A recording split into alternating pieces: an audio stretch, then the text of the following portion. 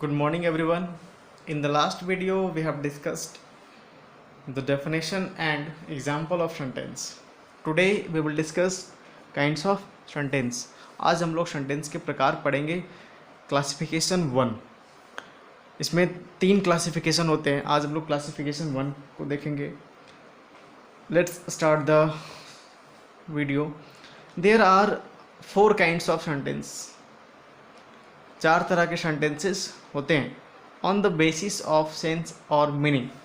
Sense और meaning अर्थ के आधार पे सेंटेंस को 4 भागों में बांटा गया है. नंबर 1 इज़ दैट असर्टिव और डिक्लेरेटिव सेंटेंस. असर्टिव और डिक्लेरेटिव, इसको हिंदी में हम लोग बोलते हैं स्वीकारात्मक और कथात्मक वाक्य, जिसमें फैक्ट को दिखाया जाता है ना, ओपिनियन को दिखाया जाता है. सेकेंड, इम्परेटिव सेंटेंस, इसको हम लोग आज्ञा सूचक वाक्य बोलते हैं, जिसमें ऑर्डर, कमांड, एडवाइस, रिक्वेस्ट इत्यादि को दिखाया जाता है. नंबर 3, इंट्रोगेटिव सेंटेंस, प्रश्नवाचक वाक्य. इसमें प्रश्न पूछने, ये सेंटेंस का जो प्रयोग है प्रश्न पूछने में किया जाता है. नंबर 4, एक्सक्लामेटरी सेंटेंस, विस्मयादि बोधक वाक्य. इसमें सडन इमोशंस और सडन एक्साइटमेंट को शो किया जाता है ना. तो इस प्रकार हमने देखा 4 sentence. Let's discuss the 4 sentences with explanation. पहला है आपका असर्टिव सेंटेंस. असर्टिव सेंटेंस, इसको डिक्लेरेटिव सेंटेंस भी बोलते हैं. The sentence that state a fact, opinion और एन आइडिया. वह सेंटेंस जो बताता है, क्या बताता है, फैक्ट बताता है, सच्चाई को बताता है, ओपिनियन को बताता है, राय को बताता है, और एन आइडिया और विचार को प्रकट करता है. These sentences always and with full stop. और ये सारे सेंटेंस जो हैं वो फुल स्टॉप से अंत होते हैं. एग्जाम्पल है mister Narendra Modi is the PM of India.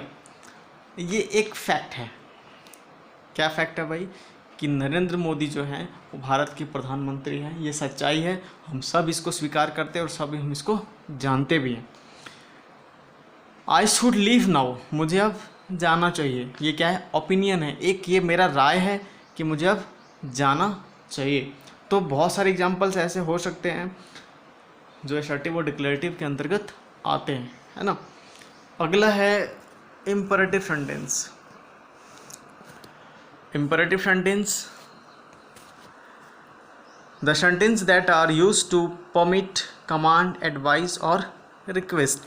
ऐसे सेंटेंस जिसका इस्तेमाल परमिशन देने में, कमांड देने में, सलाह देने में और रिक्वेस्ट, आग्रह करने में किया जाता है, इसको हम लोग इम्परेटिव सेंटेंस बोलते हैं, जिसको हिंदी में आज्ञा सूचक वाक्य कहा जाता है. चलिए एग्जाम्पल से हम लोग क्लियर करते हैं इस इम्परेटिव सेंटेंस को. You may go now. You may go now, यहाँ पे आपको परमिशन दिख रहा है, तुम अब जा सकते हो. जैसे आपके टीचर अगर ऑफिस में आपको बुलाते हैं या क्लास में आप बोलते हैं तुम अब जा सकते हो, you may go now. Bring a glass of water, एक गिलास पानी लाओ. ये एक ऑर्डर है. क्या है? ऑर्डर. और मैं आपको बता दूं कि ऑर्डर जो होता है वो अपने से छोटे व्यक्तियों को दिया जाता है, चाहे वो पद में छोटे हो, चाहे वो उम्र में छोटे हो, है ना. उन्हीं को दिया जाता है जो पद या उम्र में छोटे होते हैं. जैसे आपके घर में छोटे भाई बहन होते हैं, उसको आप बोलते जाओ एक गिलास पानी लाओ. आप अपने फादर और अपने मदर को कभी नहीं बोलोगे एक गिलास पानी लाओ, है ना. आप उसको रिक्वेस्ट करोगे, वहाँ पे आप ऑर्डर नहीं दोगे, लेकिन आपके फादर आपको ऑर्डर देंगे, है ना. Take your medicine in time, है ना. दवा समय पर लो, ठीक है. ये एक एडवाइस है, एक सलाह है. डॉक्टर बोलता है मॉर्निंग वॉक करना है ना, ये चीज़ कम खाना है, इस चीज़ से परहेज करना है, तो ये सलाह होता है आपका, advice. Please leave a message for him, उसके लिए एक मैसेज छोड़ दो, कृपया. ये प्लीज़ वर्ड लगा है. प्लीज़ और काइंडली वर्ड जो होता है अगर जिस सेंटेंस में लग गया तो वो सेंटेंस क्या होता है? इम्परेटिव सेंटेंस हो जाता है, क्योंकि ये रिक्वेस्ट को शो करता है, आग्रह को बताता है. लेट मी गो नाउ, यहाँ एक और सेंटेंस रिक्वेस्ट से रिलेटेड है. यहाँ पे ये लेट से स्टार्ट है, लेट मी गो नाउ. इसका मतलब हुआ कि मुझे जाने दो. मीन्स ऐसा लग रहा है कि आप कहीं गए हो, आपको कोई रोकने की कोशिश कर रहा है, लेकिन आप उसको आग्रह कर रहे हो कि प्लीज़ मुझे जाने दो, लेट मी गो मुझे जाने दो, लेट मी रीड मुझे पढ़ने दो, लेट मी स्लीप मुझे सोने दो, है ना। तो इस तरह से आपका ये दूसरा सेंटेंस खत्म हुआ। तीसरा सेंटेंस आपका interrogative sentence, the sentence that are use to ask questions and they are end with question mark, है ना।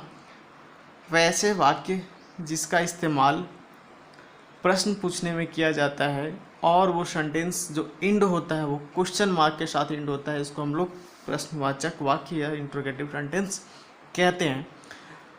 Example, are you going there, क्या तुम वहाँ जा रहे हो। What is your favourite food, ये दोनों सेंटेंस में हम लोग देख रहे हैं कि प्रश्न पूछा जा रहा है।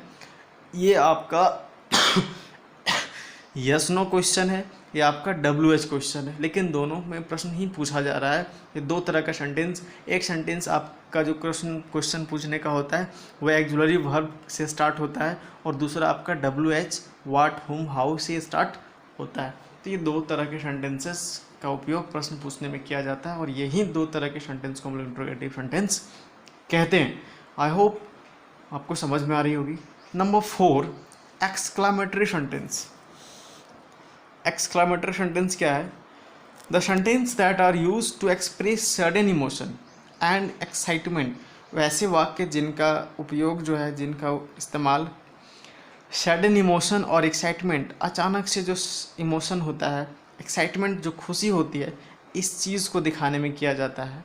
This sentences end with a mark of exclamation, और इस सेंटेंस का जो इंड होता है ये मार्क ऑफ एक्सक्लामेशन से होता है। इसको साइन ऑफ एक्सक्लामेशन भी हम लोग बोलते हैं। जैसे आप इसको समझिए, पहले सडन इमोशन क्या है और एक्साइटमेंट क्या है ना।